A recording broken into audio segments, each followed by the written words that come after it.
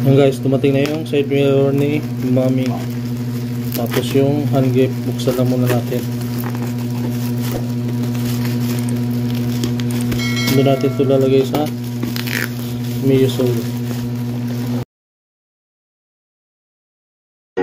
Welcome to my channel. Please like and share. Don't forget to subscribe and hit the notification bell for more update videos. And please follow and like our Facebook page, Mary Angeline Permun Vlog. Thank you.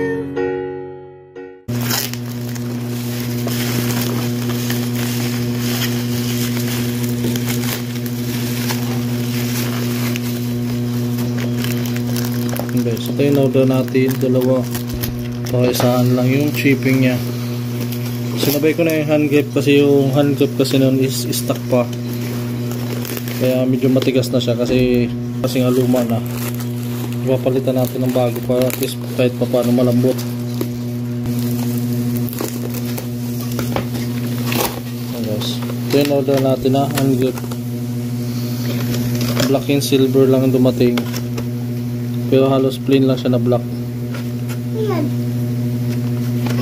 Tapos to, ang order natin is bar end. Ayan. Order natin na bar end side mirror ni Mami. Ayan guys, ito silver. Di ba natin magagamit yung white nito? Ang in-order sana natin is yung may logo dito yung white. Kaso dumating itim, okay na yan at least bago. Ito, tama naman pala. Tatanggalin lang natin yung loob nito. Ito. Kasi hindi ba natin magagamit yan. Pero testing natin sa ibang ano. Sakto guys, oh. Nalagyan na sa Maming susi. Ano to? Oh, tapos may sticker pa siyang kasama. Nalagyan natin sa motor. Ayan.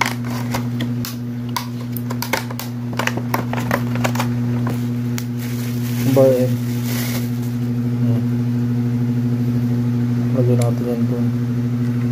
Basta ganun lang siya. Diba? Medyo malikawok lang. Linisan din natin. Okay na yan. At least made of alloy siya guys. Hindi ko lang sure kung nasa yung bolt dito. Alam ko may bolt pa siya dito eh.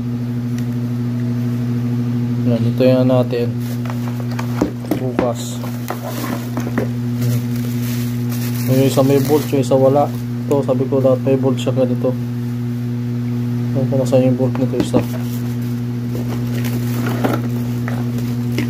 Wala. Okay na yan guys. Hanapan lang natin ng isang bolt dito. Pulong siya ng isang bolt. Yan guys, dito is babaklasin na natin yung stock na lever ng Mio. Ito is yung naiwan na sa bar end. Kaya nga magpapalit tayo kasi nga nawala na yung kabila nito.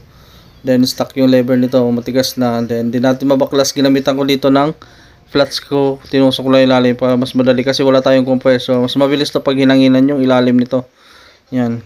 Makikita nyo naman na medyo kinalawa. And salpak na natin yung bagong hand grip. Dito is medyo malambot pa ikabit yung bago. Tapos susunod na natin yung bar end na side mirror. Ganyan lang yan guys. Tapos higpitan lang natin. Mabilis lang kabit to and settings lang natin yung taas and para siya kababa. Then sa kabila is dito is medyo mahirap kasi nga masikip to and nandito yung throttle body cable natin. Kaya yung pag pinipihit mo to is umiikot talaga siya. Kaya tiyaga ko na lang to.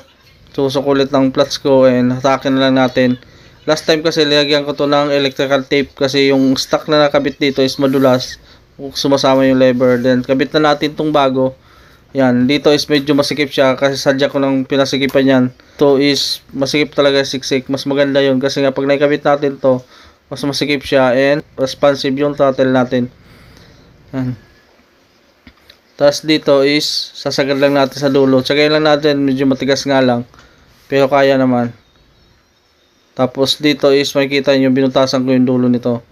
Yan, medyo masikip yung butas kaya lalakyan ko pa may suksok natin yung bar end natin.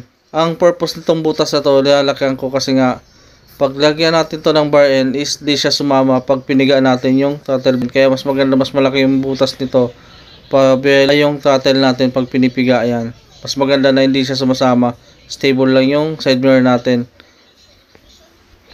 Sa mga gusto pala order mga boss ng bar end saka hand grip natin, i-link ko yung sa description box and comment section yung link na pinag-orderan natin ito para doon na din kayo order. Day 2. Yan guys, ito na yung lever saka bar end. Yan, ganyan siya pag nakabit. Ikot natin. Yan guys, hanggang dito na lang yung video natin. Please like, share, subscribe sa aming YouTube channel. Thank you for watching mga boss. Ride safe.